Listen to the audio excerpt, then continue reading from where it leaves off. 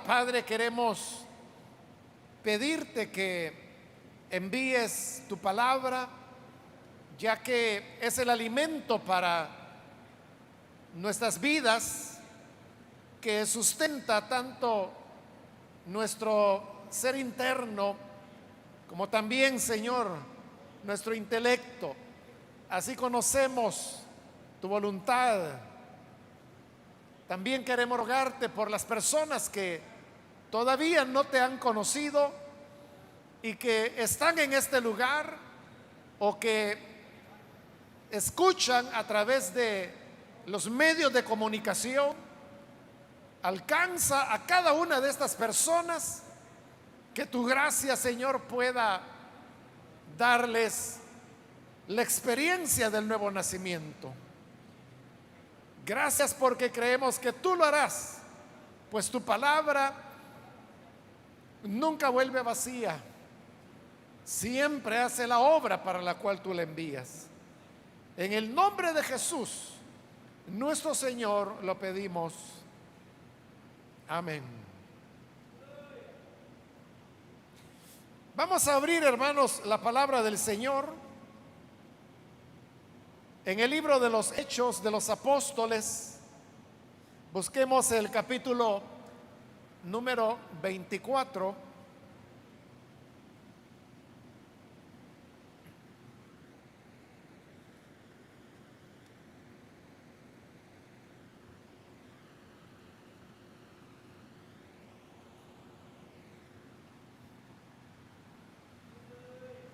Dice la palabra de Dios en el libro de los Hechos de los Apóstoles, capítulo 24, versículo 14 en adelante.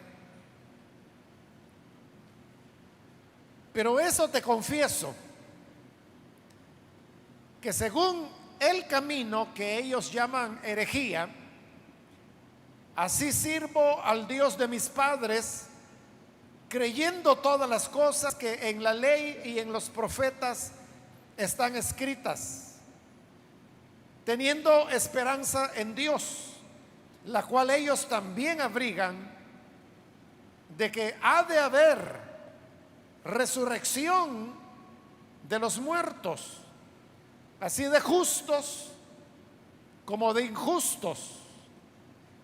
Y por esto procuro tener siempre una conciencia sin ofensa ante Dios y ante los hombres. Amén. Solo eso vamos a leer, hermanos. Pueden sentarse, por favor.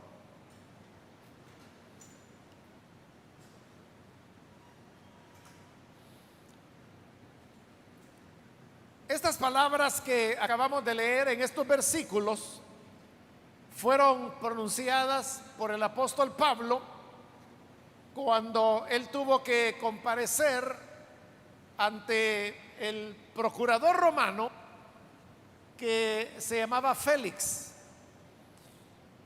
Pablo lo que hace en su defensa es explicar que realmente él no andaba enseñando algo extraño, y mucho menos que rompiera con las enseñanzas que habían dentro del judaísmo.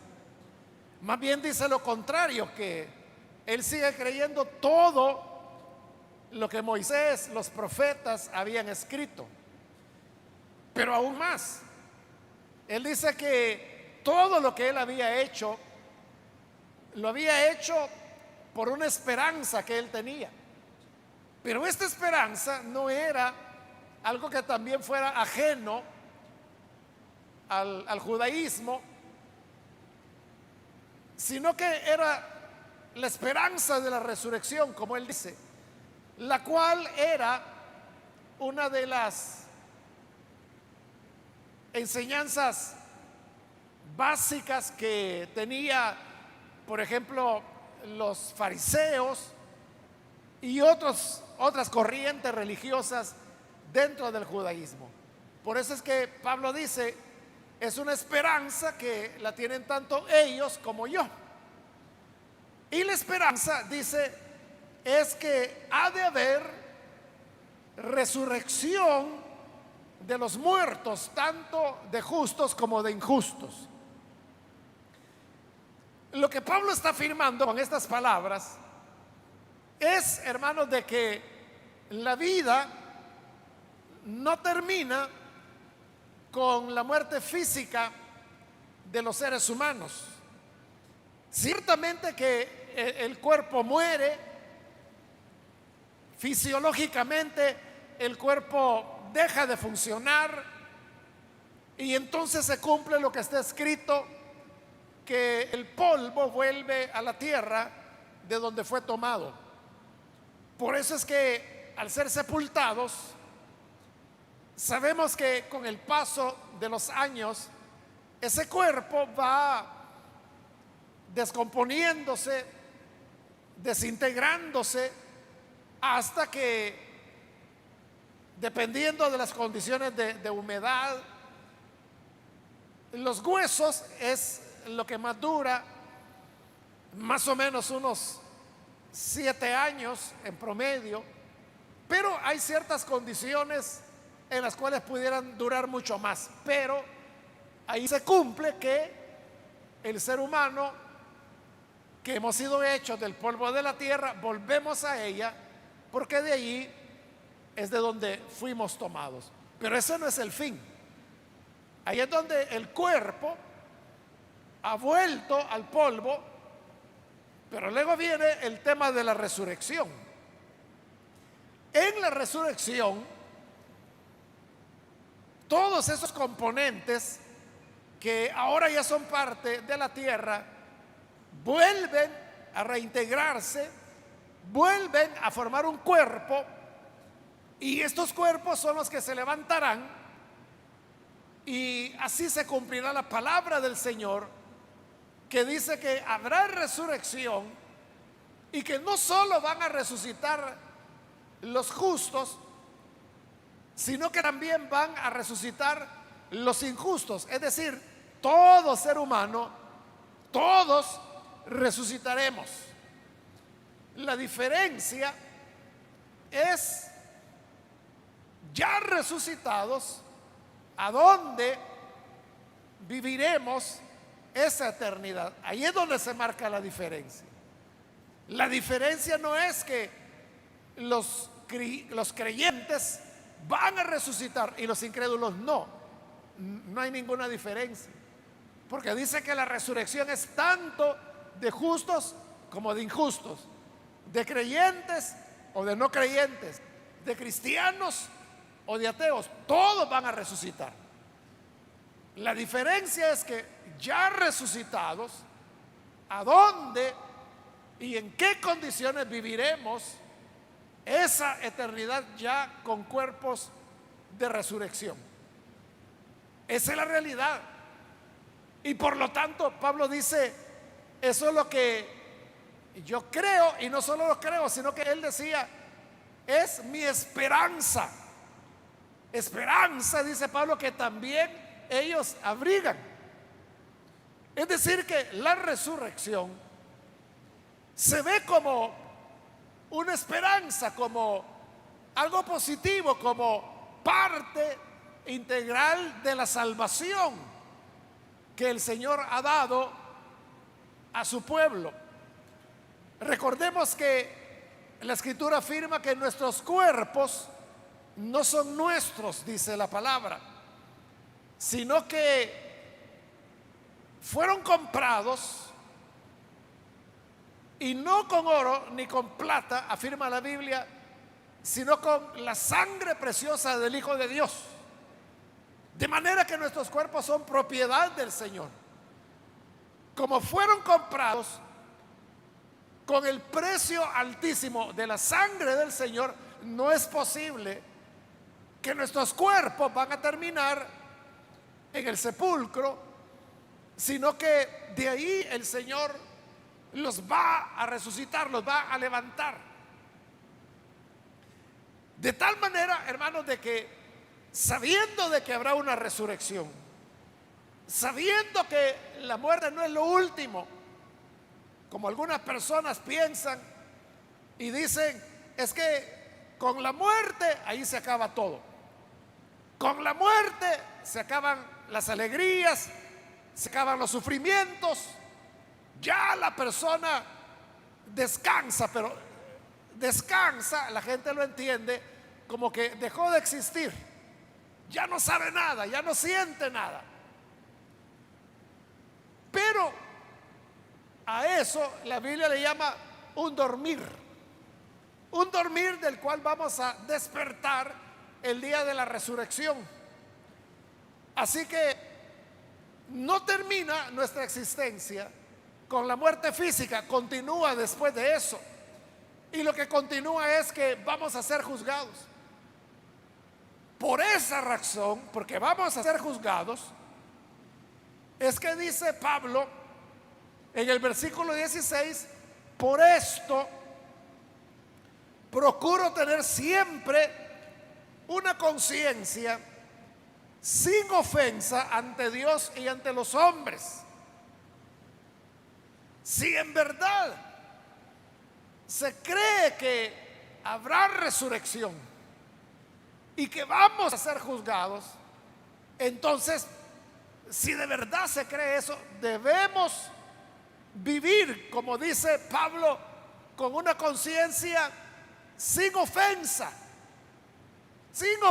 delante de Dios y delante de los hombres. La conciencia es, hermanos, esa parte interna de nuestra vida que nos resulta un poco difícil describir o definir, pero que todos sabemos de qué estamos hablando cuando mencionamos la conciencia. Por ejemplo, cuando uno dice: ¿verdad que te está remordiendo la conciencia? Es cuando las personas saben que han hecho algo incorrecto y por eso están tratando de enmendarlo. Las personas que se dedican a estudiar el delito, los criminólogos, por ejemplo, hay un principio que ellos mencionan, y es que la persona que cometió un delito o un homicidio siempre vuelve al lugar donde lo hizo. ¿Cuándo vuelve? ¿Por qué lo hace? Lo hace porque su conciencia le está remordiendo. Y el remordimiento puede venir a manera de preocupación.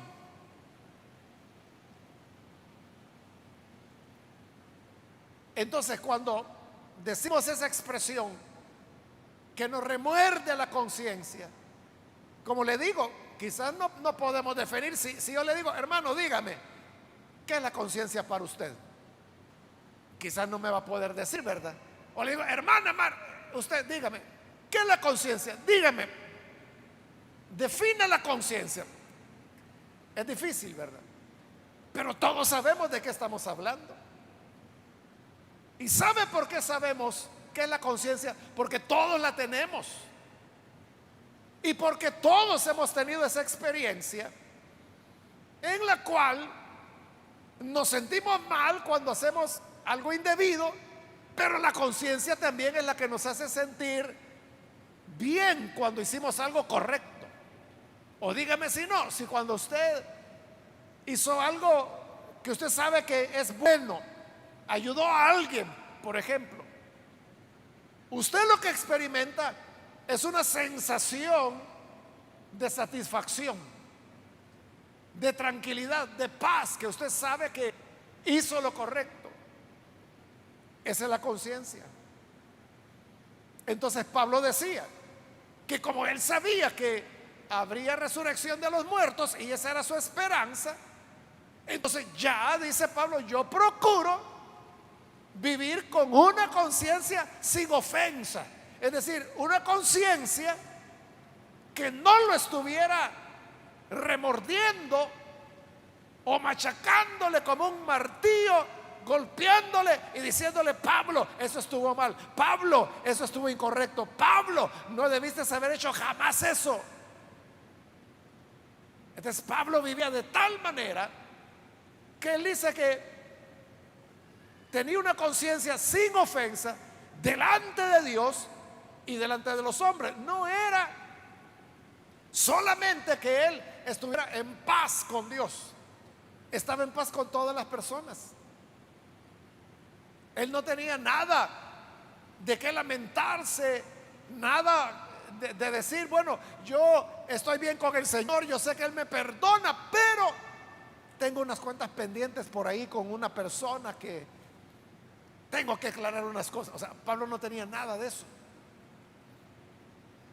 Entonces, ve, hermanos, el problema con nosotros muchas veces es que esa esperanza de que habrá resurrección de muertos es algo que perdemos de vista. Como que ya nos olvidamos. Quiero pensar, hermanos, que es más eso, ¿verdad? Que dejamos de tenerlo presente, dejamos tenerlo en mente, que todos vamos a resucitar y vamos a resucitar para ser juzgados. Pero también pudiera ser que haya personas que en el fondo, quizá no creen que va a haber resurrección. Yo le pregunto a usted que está acá: ¿usted de verdad cree que vamos a resucitar? Y no le pido que me lo responda así de manera religiosa, sino que de verdad usted cree que una vez su cuerpo se deshaga en sus elementos, agua, carbono, tenemos un poquito de fósforo, un poquito de zinc, cuando todo esto, el manganesio, todo vuelva a la naturaleza y sea, hermanos, incluido en el gran ciclo del universo, de la naturaleza, de la vida, pasen años, décadas, lo que falte para el día de la resurrección, ¿usted cree de verdad que en algún momento todos esos elementos se van a reunir, se van a recomponer y de nuevo habrá un cuerpo y que se va a levantar? ¿De verdad cree eso, hermano?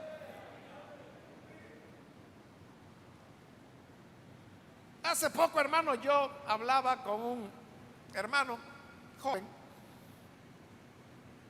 Él tuvo unas complicaciones en su salud y resulta que él estuvo, bueno, ni él y mucho menos yo, pues estoy seguro si estuvo al borde de la muerte o si murió.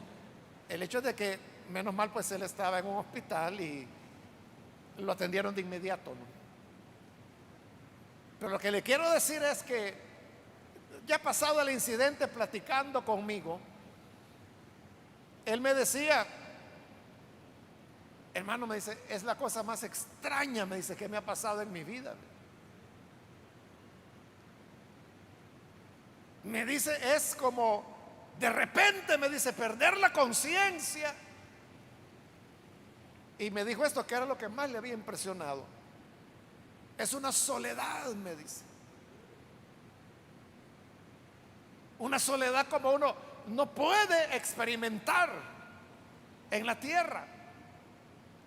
Bueno, eso fue la experiencia de él. Y luego dice que cuando recobró su conciencia, estaba en el hospital, estaba rodeado de médicos que lo estaban atendiendo. Entonces, como le digo, ni él sabe, ¿verdad? Menos lo voy a saber yo si es de que él tuvo un paro y que luego los médicos lo asistieron, porque le digo, menos mal pues que estaba bajo cuidado médico. Pero lo que le quiero decir es eso que él me decía, ¿verdad? De cómo se había sentido. Entonces yo lo que le dije es: hermano, es que esto es cierto. Es decir, aquí no estamos, hermanos, especulando o hablando de que tenemos un alma, que cuando la persona fallece, el alma se desprende del cuerpo.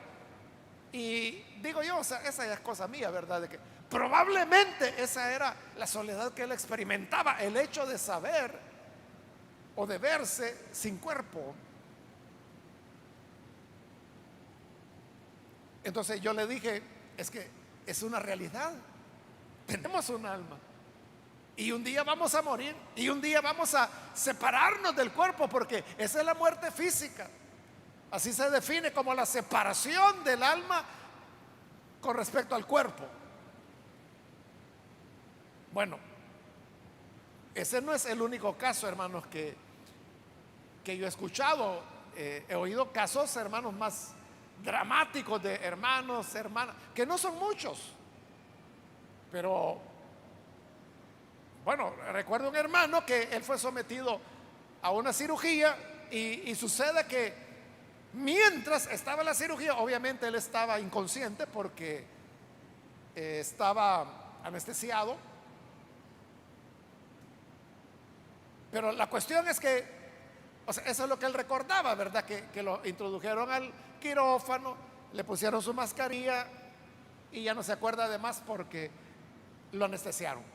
Pero lo que él sí recordaba era que él veía que de repente estaba flotando en el aire y que iba subiendo y que él no podía ni detenerse ni nada hasta que llegó y choca contra el techo.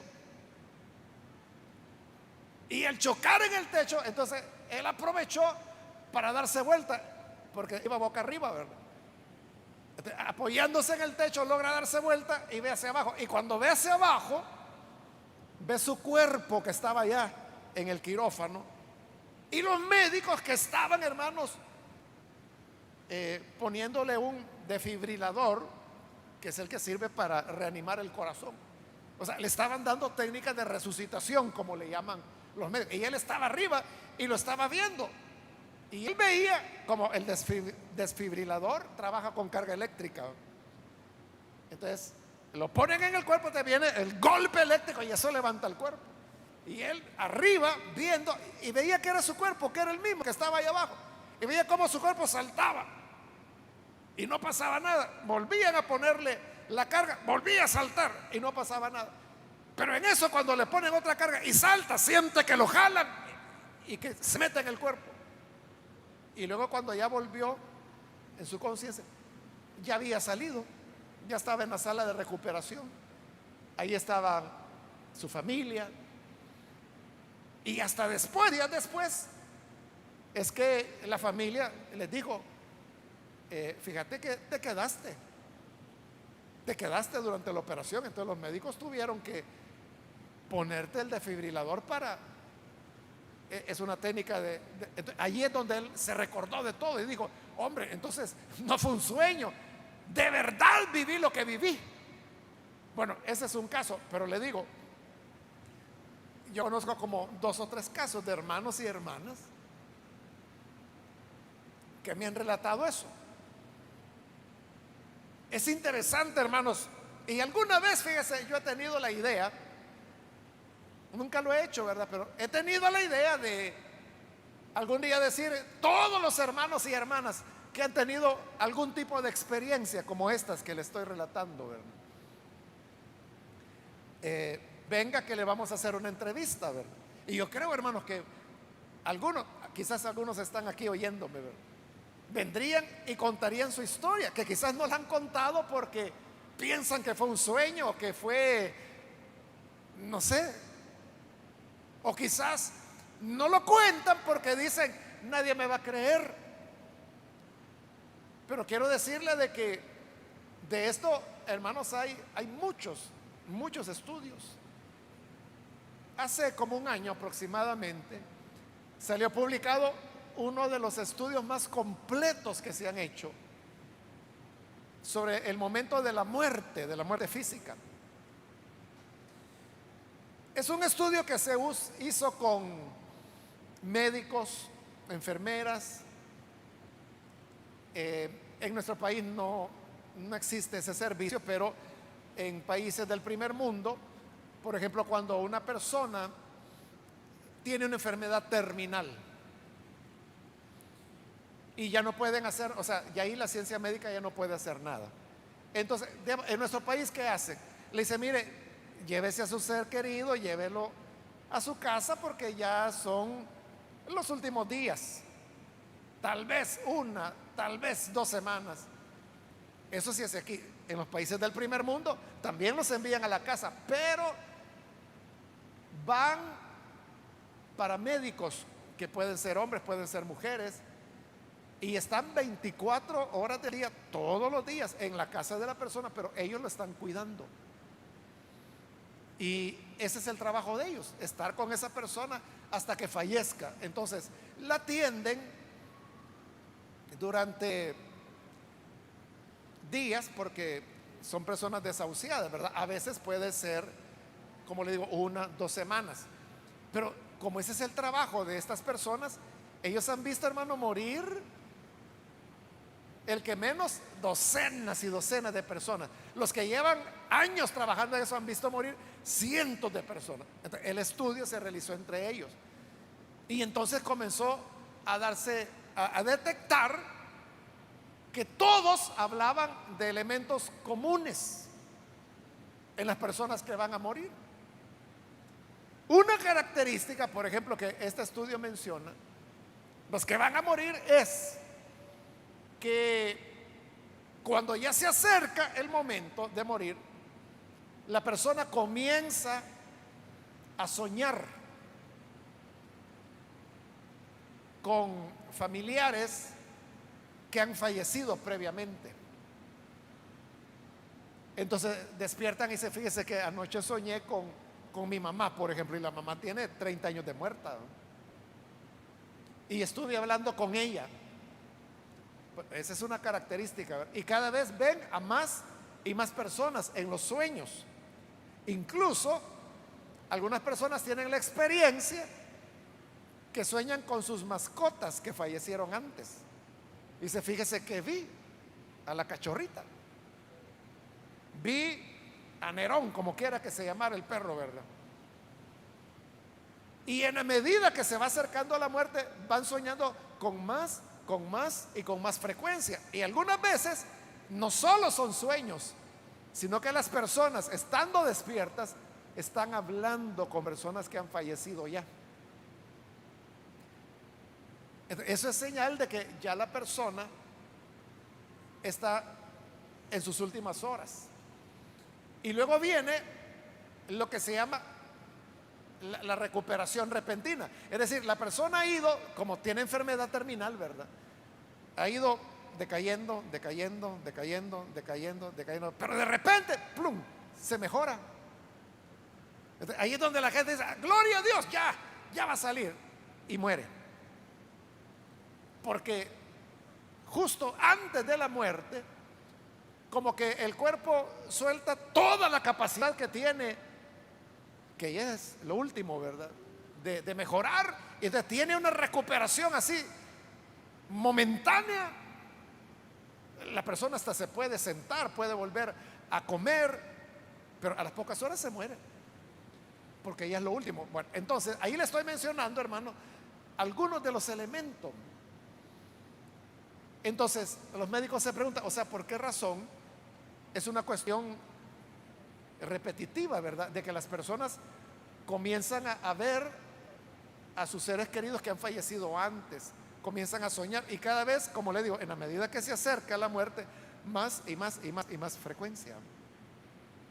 Claro, los médicos no tienen una respuesta porque ellos lo que ven son cuerpos, pero algunos teólogos que participan también de ese estudio, ellos dicen que lo que está ocurriendo es que la persona ya se está adaptando para la otra vida, y por eso es que está ya relacionándose con las personas que partieron antes, para que el paso entre esta vida a la otra no vaya a ser tan dramático, sino de que ya hay como una relación previa. Bueno, eso es lo que pero entonces, ¿qué indica esto? Que entonces sí hay otra vida, que entonces sí vamos hacia eso. Claro, hasta ahora nadie ha resucitado, pero porque la misma escritura dice de que el primero que tenía que resucitar era el Señor Jesús, y Él resucitó.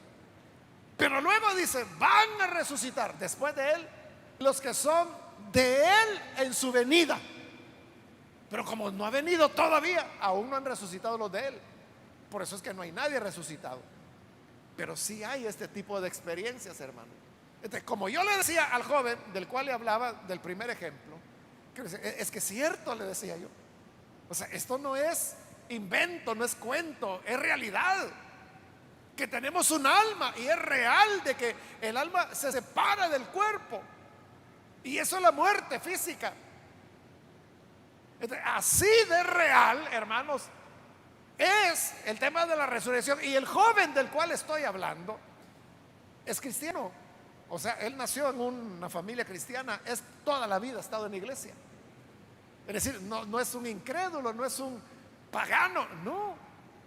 Pero ¿qué ocurre? Que siendo un cristiano de toda la vida,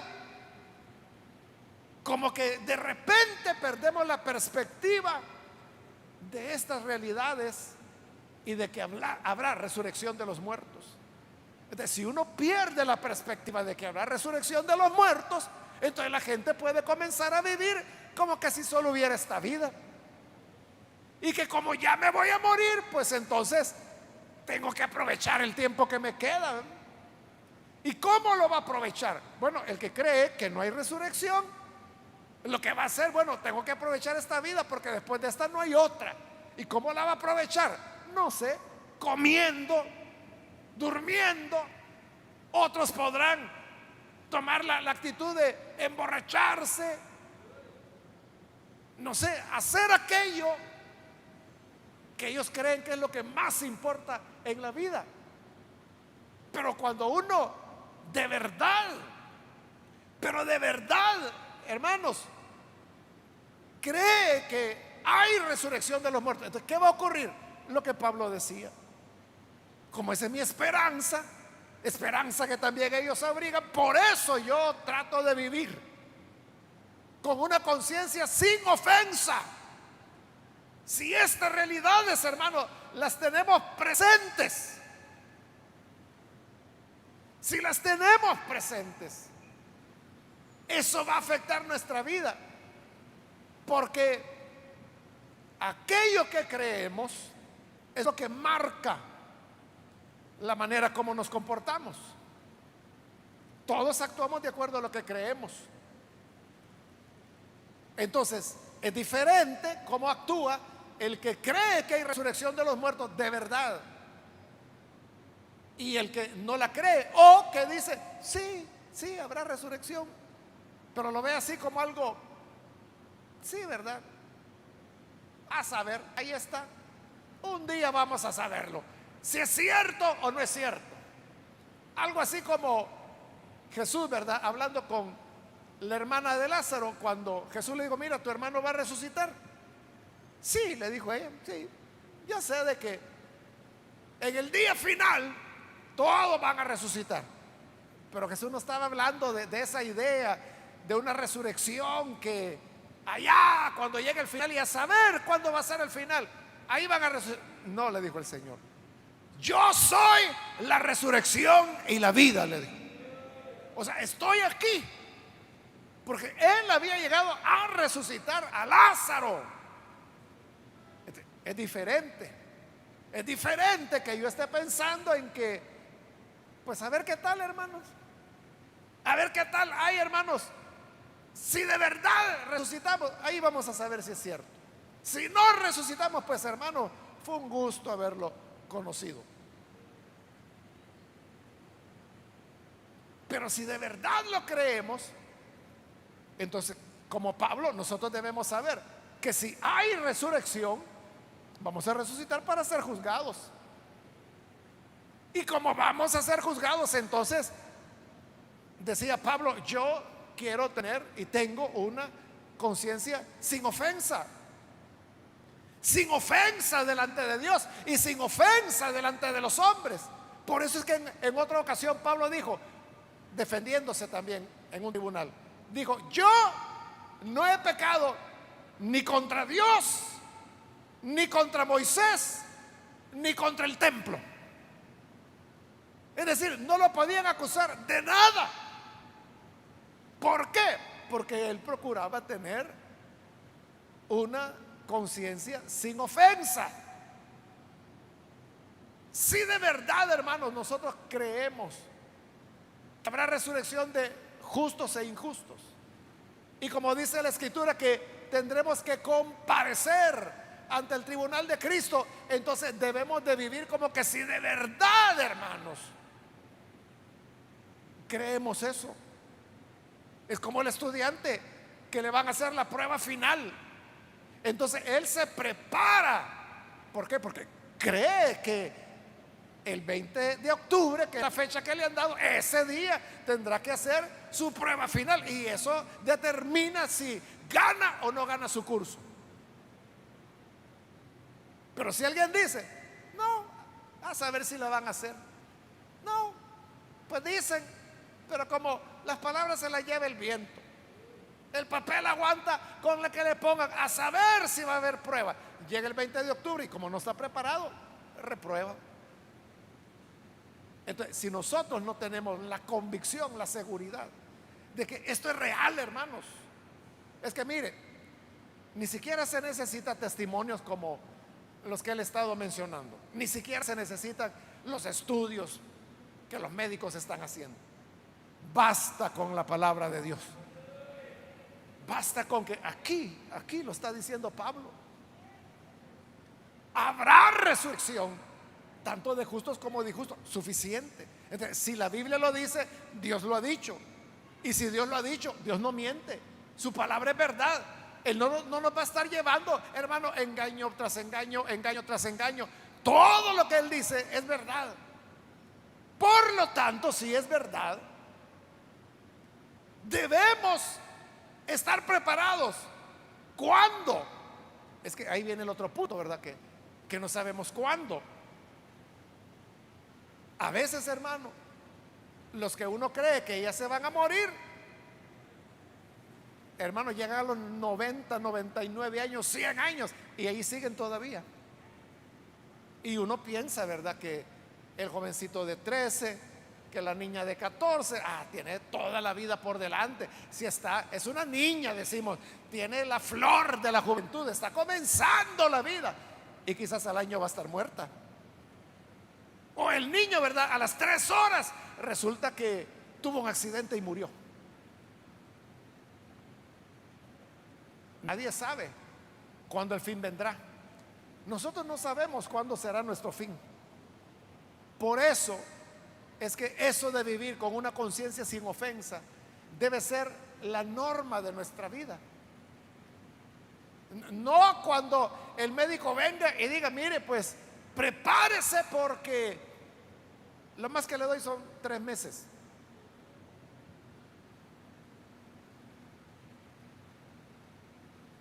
Pueden haber casos que es así, hermano, pero normalmente no lo sabemos. Entonces siempre tenemos que tener una limpia conciencia, como que si hoy a las 7 de la noche seremos juzgados. Entonces, si usted supiera que hoy a las 7 de la noche el Señor vendrá a juzgarme, ¿cómo usted prepararía las cosas? Quizás correría, ¿verdad?, a reconciliarse con aquella persona con la cual nunca pudo resolver un problema. Quizás iría a pagarle a aquel que le prestó dinero y que usted ha querido pagarle solo por amargarle la vida. Trataríamos de poner todas las cosas en orden, todo en cuenta, y decirle: Señor, perdóname por todo lo que he hecho, por las cosas que hice y aún por las que no recuerdo. Perdóname, pero yo quiero estar listo para el momento en que me juzgues. Eso haríamos si supiéramos, pero como no lo sabemos, a muchos las muertes, hermano, les sorprendió en el momento en que no lo esperaban, no tuvieron oportunidad. de prepararse, de ponerse cuentas con el Señor. Por eso siempre debemos estar a cuentas. Siempre, siempre hacer nuestras las palabras de Pablo. Habrá resurrección de justos e injustos. Por lo tanto, como yo creo eso, entonces yo voy a vivir sin ofensa. No voy a hacer nada que Dios no quiera, y tampoco voy a hacer nada que ofenda a mi hermano. Al contrario, lo que debemos ser es convertirnos en servidores, servidores de Dios, servidores de las personas, servir a Dios en todo lo que Él nos lo requiera, y servir a nuestros prójimos en todo lo que necesiten, y hacerlo sin murmuraciones, con todo amor, sin esperar nada a cambio, simplemente por amor. Y si así vivimos, hermanos, el final nos puede sorprender en la manera que menos imaginamos, cuando menos uno lo espera, pero iremos tranquilos, en paz, porque sabemos que tenemos una conciencia sin ofensa delante del Señor.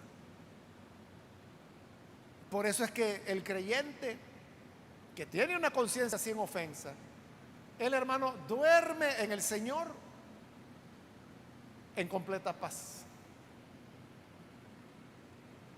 Duerme tranquilo. En cambio, el que no tiene esa paz, hermano, está que se ahoga y está la angustia de la muerte, la angustia de la agonía, porque quién sabe, hermano, qué cosas son las que su conciencia le está atormentando. Pero si tenemos una conciencia sin ofensa, podremos decir, bueno, estoy listo, voy a mi hogar, voy con mi rey. Hay una hermana que está muy mal de salud, es una enfermedad terminal, y es de esas pacientes que ya la enviaron a su casa. Y los hijos e hijas de ella se comunican conmigo, y ellos están, hermanos, pero muy angustiados. Claro, ¿verdad? Es su mamá, les duele, ellos no quisieran, aunque saben, porque ella ha tenido que sufrir mucho, dolores terribles durante su enfermedad. Pero yo les digo a ellos, ustedes son los atribulados, ustedes son los preocupados. Si su mamá, ella está, hermano, esperando ver el rostro de su Salvador, porque ha sido una hermana, bueno, ejemplar. Yo la conozco desde hace, ya ni me acuerdo, como 40 años tengo de conocerla. De esas diaconisas eternas, hermano, que no faltan, que toda la vida, o sea, una servidora del Señor, de las primeras lideresas que hubo en la iglesia. Y hoy pues ya se acerca el momento en que el Señor la llama, pero ella está, hermanos, en una paz absoluta. Y por eso yo le digo a los hijos, ustedes son los que se están afligiendo, mire, pongan cara alegre delante de ella, porque si no, ella se va a preocupar de ver la tristeza en que están. Y me dijeron los muchachos, ¿verdad? Ya adultos, ellos casados, es cierto, hermano, me dicen, sí, está tranquila, nosotros somos los que tenemos la pena de ella, pero, y me dijeron, ella va a donde siempre ha querido estar, ella va con el Señor, ella está contenta, ella ya sabe de que sus dolores ya van a pasar. Son de esos pacientes que le tienen que poner morfina, hermano, o sea, ya llegaron a lo último, ¿verdad? O sea, después de la morfina ya no hay nada, o sea, esos son los dolores de ella.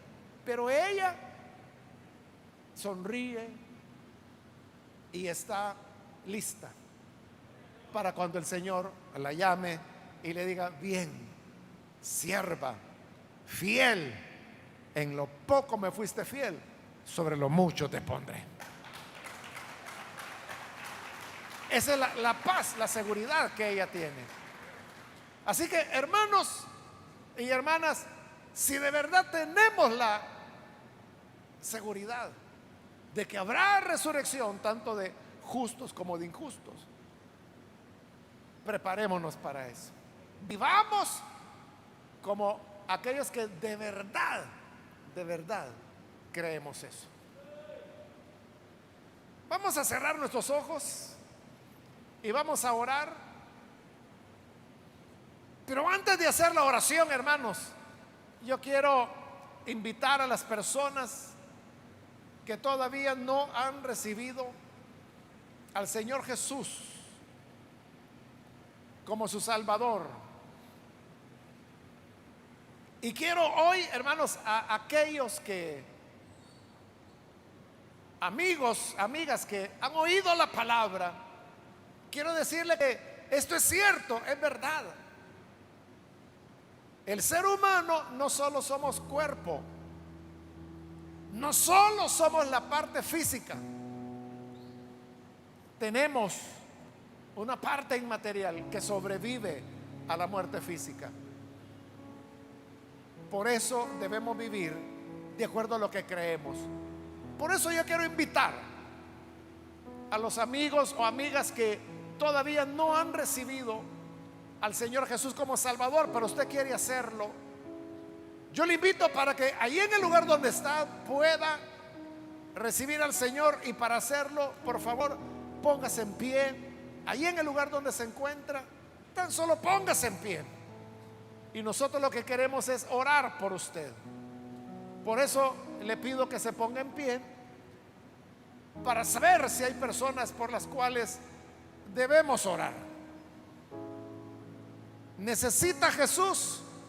Póngase en pie en este momento. Si se encuentra en la parte de abajo o en la parte de arriba, póngase en pie con toda confianza y vamos a orar por usted. ¿Hay alguna persona que lo hace? Le invito, póngase en pie, hágalo ahora. En esto no tenemos que correr riesgos, porque son riesgos eternos y no podremos volver para decir voy a hacer lo que no hice. Ya no podremos volver. Por eso hoy yo le invito, si hay alguien que necesita venir para recibir a Jesús, póngase en pie, por favor. También quiero invitar, si hay hermanos o hermanas que se han alejado del Señor, pero hoy necesitan reconciliarse, póngase en pie también. Como le dije, a veces olvidamos el énfasis de que esto es una realidad hasta que la vemos de cerca, pero muchas veces es tarde. Por eso, si de verdad creemos que hay una resurrección y que luego seremos juzgados, entonces vivamos preparándonos para ese momento que no sabemos cuándo será. ¿Quiere reconciliarse? Póngase en pie. Hágalo en este momento. Póngase en pie. Vamos a orar por usted. Es el momento para hacerlo. ¿Hay alguna persona que recibe al Hijo de Dios? Puede ponerse en pie y vamos a orar. Termino la invitación, hago ya la última llamada. Si hay alguien que necesita venir a Jesús por primera vez o necesita reconciliarse, póngase en pie, y esta ya fue la última invitación que hice.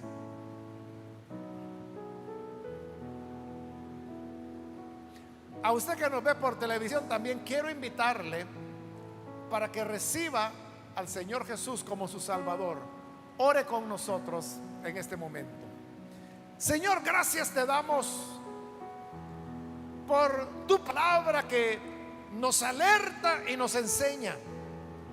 Ahora, Padre, yo quiero pedirte por aquellas personas que a través de televisión, de radio o a través de la red del internet abre su corazón y está unido en oración con nosotros. Señor, que les perdones, que le des una vida nueva, que puedan tener un encuentro contigo, conocerte, amarte. Ayúdanos, Señor, para que siempre hagamos tu voluntad y siempre podamos vivir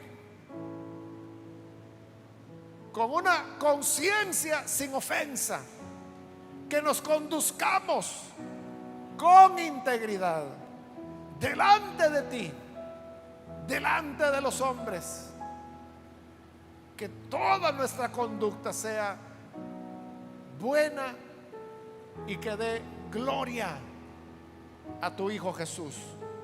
Es nuestra petición por Jesús nuestro Salvador. Amén y amén.